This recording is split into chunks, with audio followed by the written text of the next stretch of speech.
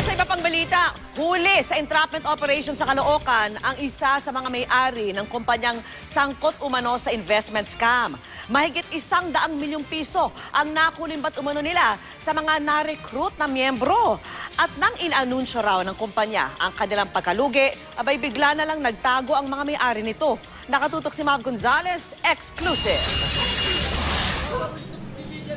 Napasugod sa Northern Police District kagabi ang mga nabiktima ng Direct Marketing Group International o DMGI matapos mahuli sa entrapment operation ang CEO nito na si Norbert Doria.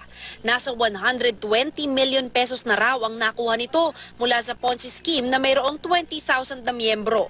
Kwento ng biktimang si Pavi L. Anoperio. Sa Facebook daw niya nalaman ang tungkol sa DMGI. Noong una, regular daw nilang nakukuha ang payout at ilang benepisyo. After your 10 cycles, mga 3.5 months, meron kang yung 1,000 mo magiging 2,000 pesos. Tapos may libre ka pang 30 kilos ng bigas. So bilang isang simpleng mamamayan, napakalaking tulong. Naging leader pa raw si Operio sa lugar niya sa Baguio nang maglabas siya ng karagdagang 127,000 pesos. Inimbita rin niya ang mga kaibigan at kaanak na sumali sa DMGI.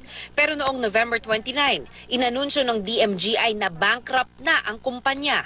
Mula nang magtago ang mga may-ari ng DMGI, hinahabol na raw ng ibang investors ang mga leaders sa kani-kanilang lugar, tulad ni Bernadette. Hindi ko na kaya yung every time magre-ring yung telepono ko, cellphone ko, nang nagugulat ako, tutulala na lang ako. Hindi ko lang matanggap. Kami na yung nag-invest. Kami na yung kinuha ng pera. Pinain kami sa tao para lang kami pa yung magkaganito. Tinatanong namin yung presidente, saan yung dinala yung pera, ibalik yun lang kahit wag na yun sa amin, yung sa tao na lang. Pero giit ng sospek. Naipamigay na rin sa mga tao yun. Lahat po yun? Sabi naman namin sa kanila, bigyan kami ng konting panahon para maibalik yung pera nila. Hindi naman kami tatakbo. So willing naman kami ibalik yung pera nila. Hindi rin daw nagtatago ang mga kasamahan niya, kundi gumagawa ng paraan para maisoli ang investment sa mga miyembro. Hinahanap din ng mga otoridad ang iba pang opisyal ng DMGI na sina Michael Awa, Gerardo Caguindagan at Michelle Doria. Kakasuhan ng syndicated estafa ang mga sospek. Hinihikayat naman ng pulisya ang iba pang nabiktima ng DMGI na magreklamo sa mga presinto sa lugar nila. Alamin natin sa pag-invest kung legal ba ito.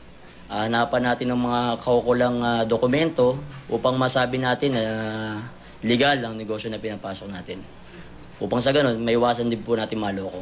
Mav Gonzalez, nakatutok, 24 oras.